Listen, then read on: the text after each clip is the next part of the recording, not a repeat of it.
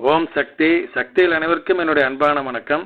சக்தியிலே மருதுபாண்டியனுடைய அத்தை அவங்க வந்துங்க ஏற்கனவே ஆக்சிடென்ட்ல செத்து போயிட்டான்னு சொன்னீங்களா, அவங்க வீட்டில் மருதுபாண்டி தன் மனைவியோடு படுத்திருக்காருங்க.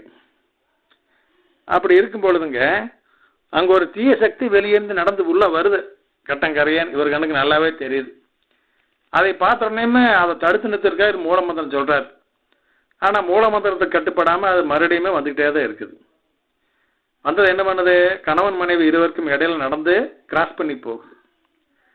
இவர் என்னடா அது, அம்மா மூலமந்திரத்தை கட்டுப்பட மாட்டேது, என்ன பண்றது அப்படின்னு யோசிக்கும் பொழுது அம்மா சொல்றாங்க உள்ளுணர்வாக, கவசம் படிடா அதை ஓடிடு அப்படிங்கிறாங்க.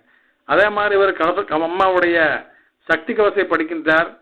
சக்தி கவசம் படித்து முடிச்ச உடனேயுமே அந்த தீய சக்தி மட்டும் இல்லாமல் அங்குள்ள அனைத்து தீய சக்திகளும் வெளியேறிவிட்டது. அதற்கு பின்னால் அந்த வீட்டில் அந்த மாதிரியான அசம்பாவித காட்சிகள் எதுவுமே தட்டுப்படவில்லை. சக்தியில வீடு சுத்தமாகிவிட்டது. இப்படி பார்த்தீங்கன்னா கவசத்தினுடைய மகிமையை ஓம் சக்தி.